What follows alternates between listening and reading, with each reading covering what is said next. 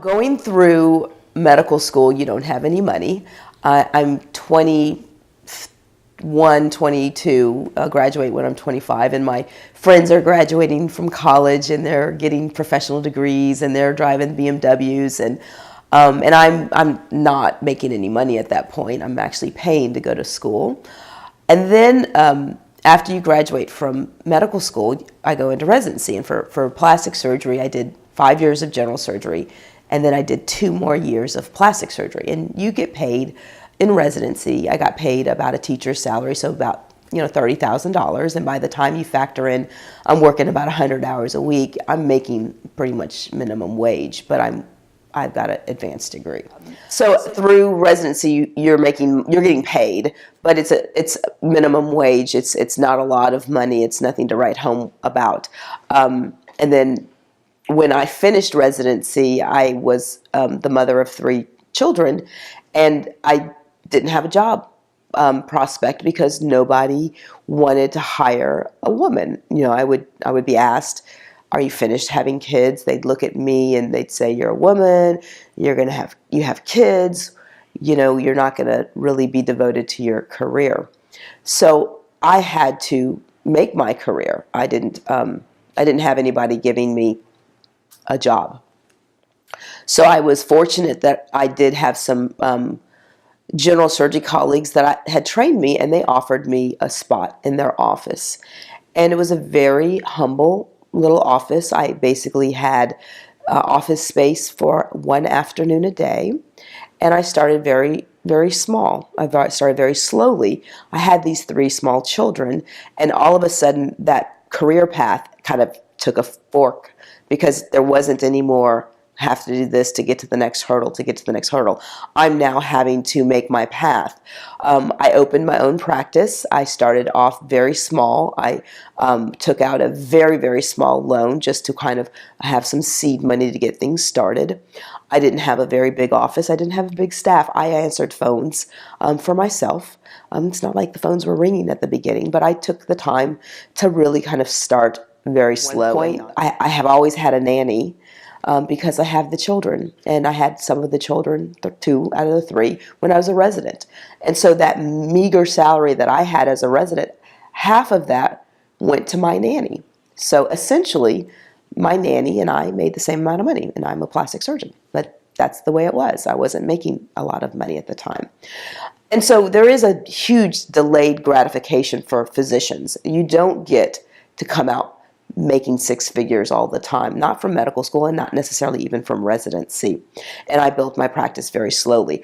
I started sharing office space with 3 other general surgeons. And one by one, those general surgeons kind of left and filtered out for different reasons. Their group kind of disbanded, and then slowly but surely I was there with 3, then 2, then 1, and then I was left as the only doctor in the space, and my practice had grown. So instead of having just a half an afternoon of clinic, I'm now seeing patients 5 days a week, or I'm in surgery and seeing patients 5 days a week. And I wanted the space to look pretty because I'm a plastic surgeon, and I'm a girl, and I want my office to look pretty. And when we started talking about how much it would cost for me to remodel the office space and redesign it, I was struck at how much money I would be investing in somebody else's property. I'm paying rent, and I'm doing tenant improvements, so I'm making your property, somebody else's property, more valuable. And I thought that was kind of a waste of money. And if you look at the course of a practice, I'm going to be practicing for 10, 20, 30 years perhaps. That's a whole lot of money being given to somebody else for their investment, for their passive income, and for their tenant improvement. So instead of taking a pay raise, I kept my salary pretty low, and I opted to invest my money in purchasing my own building. And that way, I am paying myself rent, and I'm building and designing a building to my specifications.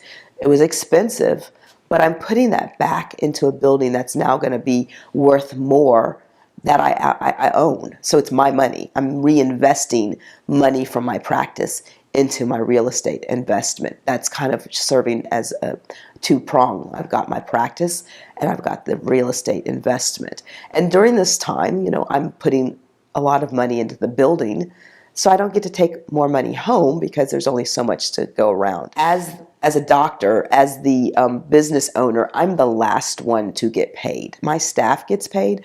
My staff expects to get paid. They get a paycheck every 2 weeks. There are many times during the very early stages of my practice that I'd skip a paycheck or two because the business just wasn't there. And that meant that I couldn't necessarily go shopping and go crazy. I mean, I was fortunate. I was able to feed my kids.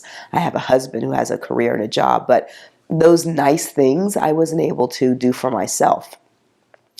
I laughed because I drove the same car for about 14 years. It was a Volvo SUV, perfect mommy mobile.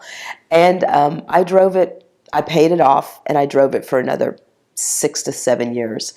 And I kept saying, I need a new car, I want a new car, I want something, I don't want mommy mobile, but I'm building a practice, I'm building a legacy, I'm investing in myself. It's about delaying the gratification. It's about putting money away. It's about retirement planning and being aware of your finances. So as a doctor, you get used to some delayed gratification. And I don't believe that just because I have money doesn't mean that I just spend it frivolously. I mean, I shop at Marshall's, I shop at Target, I shop at Neiman's and Saks too, but I will go in between, and I don't just throw away money on the latest craze just because somebody else has it. I may see something and like it, but it doesn't make or break my life. It doesn't define who I am as a person. And so that sense of flash and material things is not important to me. It makes things fun. It makes life enjoyable to have some cute clothes and everything else, but not at the expense of, you know, building my future and my legacy.